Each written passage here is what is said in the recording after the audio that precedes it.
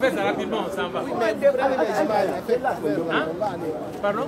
J'ai dit, vous prenez les photos, vous alignez, on va prendre les images. Nous, on s'arrête devant, vous marchez, vous faites avant. C'est obligé de... Avec les images.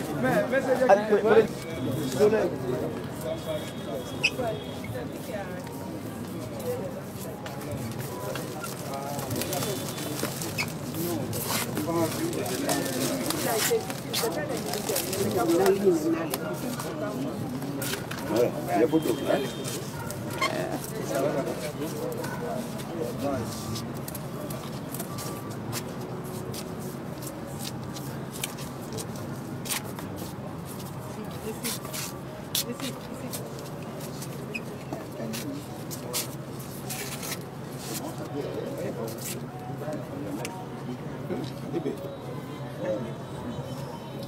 Mesdames, Mesdemoiselles et Messieurs, une minute de silence à la mémoire de nos...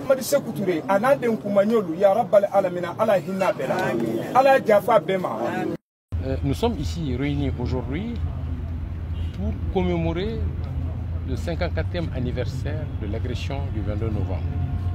Cette agression, au cours de laquelle près de 400 personnes ont trouvé la mort. Donc il nous appartient,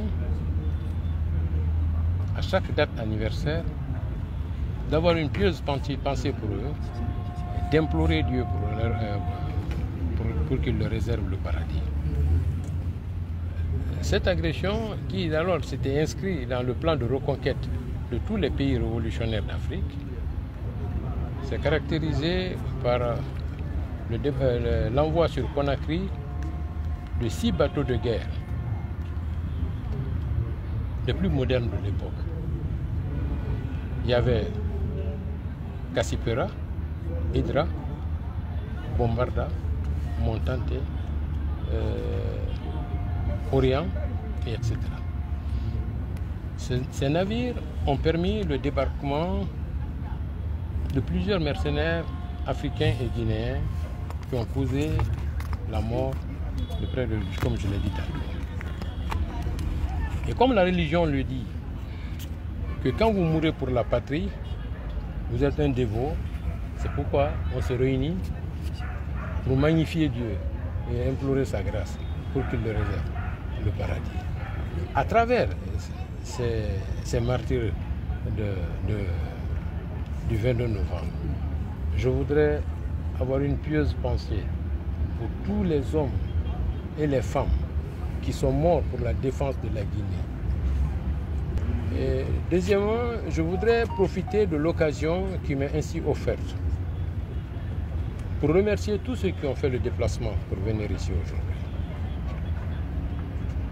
Pour remercier également le chef de l'État, président de la République, le général de corps d'armée, Mamadi Doumbouya, pour toute la sollicitude qu'il n'a cessé de témoigner pour nos familles jusqu'à nos jours.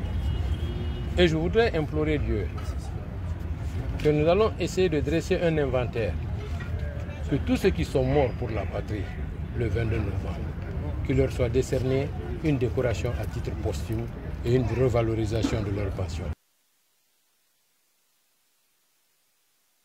Nous sommes le 22 novembre 2024, une date historique qui symbolise le 22 novembre 1970, celle-là qui a vu notre pays souverain agressé par l'impérialisme international avec l'aide de certains fils de la Guinée indépendante. Cette réalité historique compromettante, au lieu d'impacter négativement le processus progressiste entamé par la révolution guinéenne, l'a plutôt renforcé en le métamorphosant dans ses qualités de gestion politique, économique, sociale et même culturelle. Il faut souligner que cette lâche épreuve traversée, subie de plein fouet par notre pays, perpétrée par nos ennemis pour ternir notre image, voire anéantir le leadership de la Guinée sur le plan national et international, favorisa un appui inimaginable de tous les pays progressistes à travers le monde pour le bien de notre continent. Nous n'oublions pas et nous n'oublierons jamais les raisons qui ont motivé cette perfide et barbare agression qui a fait plus de victimes qu'on ne saurait imaginer. Selon le principal coordinateur des opérations Alpoim Calvao, qui sans aucun doute affirme et continue à affirmer l'échec des opérations a eu des conséquences désastreuses pour les agresseurs.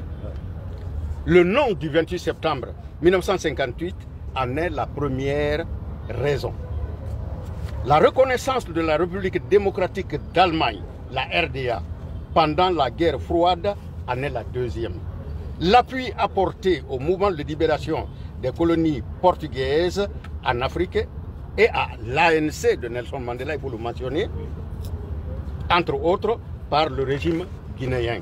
En somme, tous les efforts déployés par le régime du président Ahmed Sékou Touré et ses compagnons en matière de droits de l'homme et de droits des peuples compromettaient dangereusement les activités cyniques et obscènes de l'impérialisme et du néocolonialisme en Afrique et dans le monde. Aujourd'hui, c'est avec raison que les peuples reconnaissent à notre leader immortel, le président Ahmed Sékou Touré, et ses compagnons, les véritables ouvriers d'une Guinée libre et d'une Afrique qui se remobilise pour la liberté, la paix et le progrès.